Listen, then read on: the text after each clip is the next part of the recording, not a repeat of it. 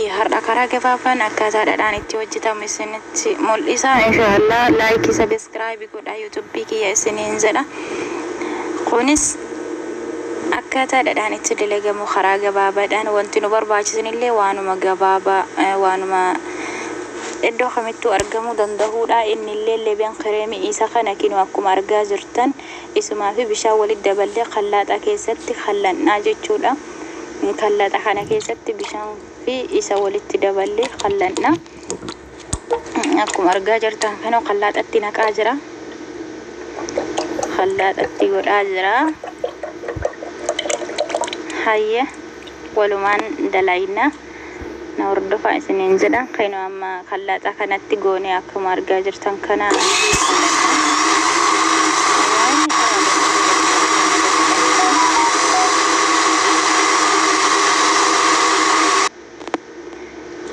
hayya beleyantiya kana fakkaata. Hayya ammallee daqiiqaa 5 khallanna itti deebina.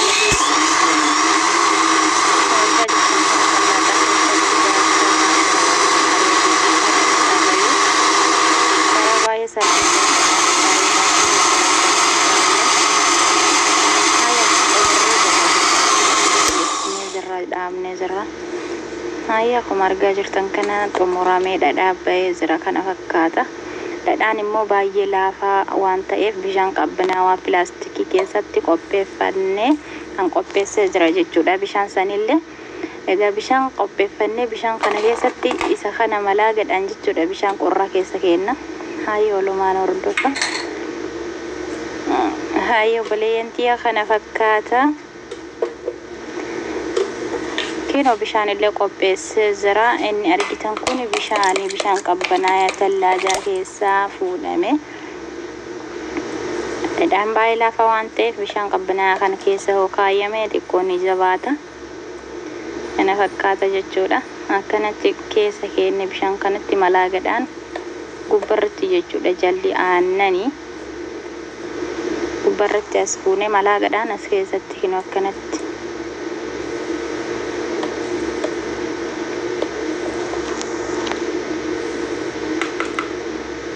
Baay'ee bareeda maashaallah. Karaa gabaabaan hojjetamallee beleyantiya faayidaa dhadhaan wanni isin himullee hin jiru. Isin hunduu hin beektan ilmaan Oromoo. Dhadhaan faayidaa hedduu qaba. Tokkoffaa dibataaf anu dibadhee mataa kiyyaan mataa baay'ee laaffisaa baay'ee bareedaadha. Mataa ciccitullee akka hin ciccine godha. Mataa namaatiif baay'ee barbaachisaa. Dibataafis nyaataafis hin oola dhugaa. Yoo baysanillee jechuudha hin oomachaa garuu oomacha gubbarratti dibdee hojjette dhadhaan kammoon oomachaa jallisaa dhadhaadha. Karaa gabaabaa ta'een dhadhaa warroota biyya Arabaa jirtan hunda keessaniifu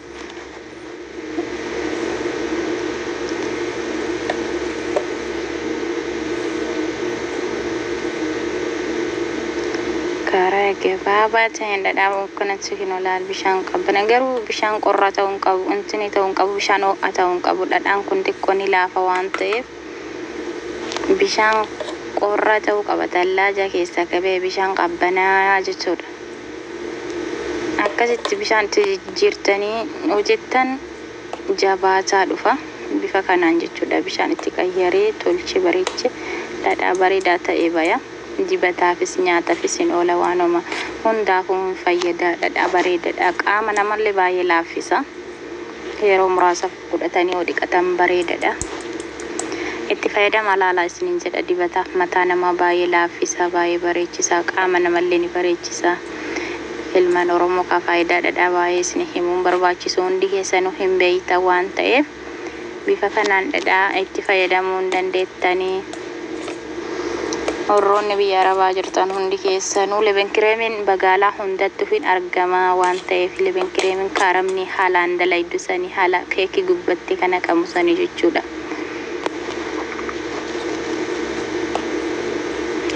Dhadhaa baay'ee bareedaa ta'a.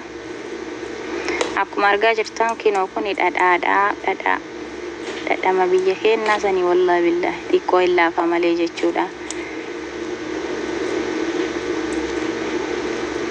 Laafa laafiinsi illee bishaan qabbanaa'aa itti dabaltan hin jabaataa xiqqoo.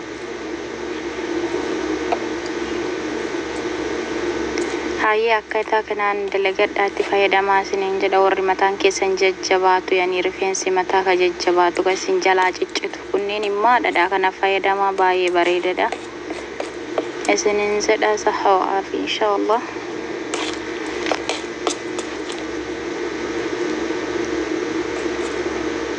bishaan qorraatti jijjiiree kana fakkaata geessee jira. Amma kana fakkaata kinoo dhadhaan bareedaadha. Akkasumallee immoo aannan isa jalaa bahu jechuudha. Areera kinoo kun areera akkuma argaa jirtan kun ni dhugama. Areerri dhugaa xaamman isaa jechuudha. Dhandhamni isaa areeruma maashaallah tabaarakallah. Isallee dhugaa bilaafi kunis ni dhugama jechuudha. Wanti isa jalaa hafu kunis hayya obboleeyyan kee kana fakkaata. karaa gabaabaadhaan dhadhaan kinoo kana fakkaata maashaallah tabaarakallah.